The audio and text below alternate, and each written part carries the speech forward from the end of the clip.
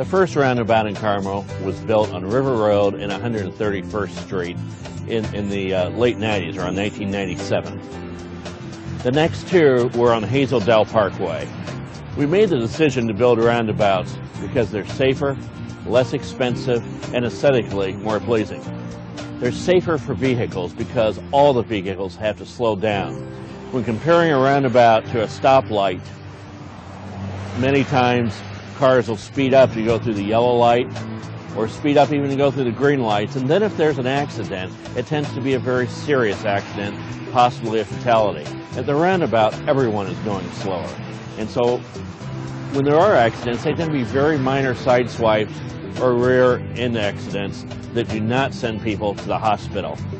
The other reason that the accidents are less severe at roundabouts is that one's angled as you go into the roundabout so that there's not a T-bone type of crash if someone makes a mistake. It's usually a minor side swipe that results in no injuries and relatively minor property damage accidents. Roundabouts are not only safer for vehicles, studies show they're also safer for pedestrians.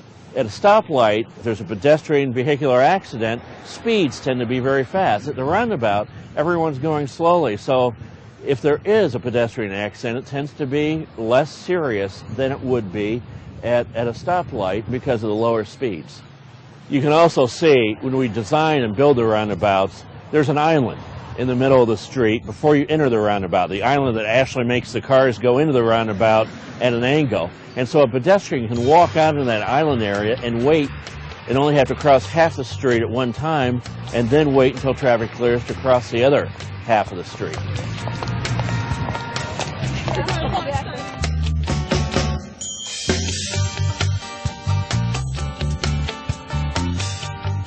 Roundabouts are also less expensive to build as well as maintain over stoplights. The concrete and asphalt used at a roundabout is about the same as a signalized intersection with the turn lanes and so on. The difference, though, comes with the mechanical equipment, the signal itself. A full-fledged traffic signal with pedestrian crosswalk signs cost about $125,000, and we don't have any of that cost at a roundabout. Furthermore, the annual cost of providing the electricity for the stoplight costs between $8,000 and $10,000 a year per light.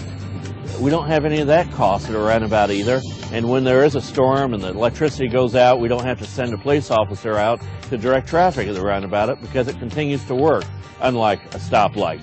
You can do an awful lot of landscaping in the middle of the roundabouts for the amount saved over a stoplight.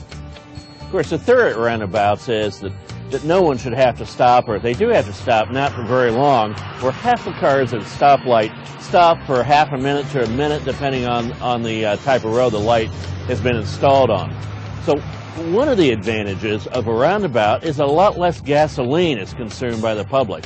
We've estimated that roundabouts in Carmel are saving millions of dollars per year for people who just drive through them in gasoline that's not used while they sit there idling. And of course this is correlated as well to an improvement in the air quality. Not as much gasoline burn while idling at a stoplight means better air quality in our community. We were one of the first communities in the Midwest to build roundabouts. Michigan had built a few, Colorado had built quite a few, Montgomery County, Maryland, outside of Washington, D.C. had quite a few modern roundabouts. But we were one of the first communities to really take them on in the Midwest and make the determination that they worked better than stoplights in many, many cases. A lot of people have confused what we call modern roundabouts with the old rotaries from New England. Rotaries are different. They're much more like the Indianapolis Circle. They're larger, which means that vehicles can get speeds up while they're in the circle. That actually raises the accident rate based on engineering studies. We find that the smaller the roundabouts are, the fewer accidents there are. Almost counterintuitive, but that's what the statistics and our experience show. There is a learning curve when people who've never driven on roundabouts before start to drive on them. And one of the things we've learned with experience is that the center of the roundabout should actually be built up so that the view of the entire roundabout is blocked. Again, this may seem counterintuitive, but sometimes we find a cautious driver will stop and wait until the entire roundabout is clear of traffic.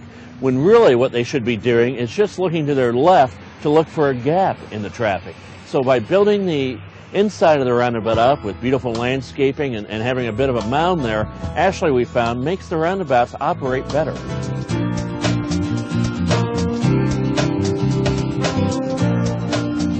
One of the reasons we like roundabouts and are using them so much in Carmel, in addition to safety, in addition to the cost savings, are the aesthetics. I think we all want to live in a place that reminds us of our rural heritage in this area, a place that's green. We don't want to see everything paved over.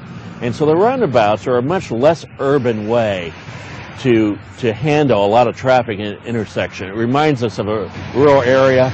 Stoplights aren't shining in people's bedroom windows at night. It's just a much nicer, more aesthetic way to handle lots of traffic.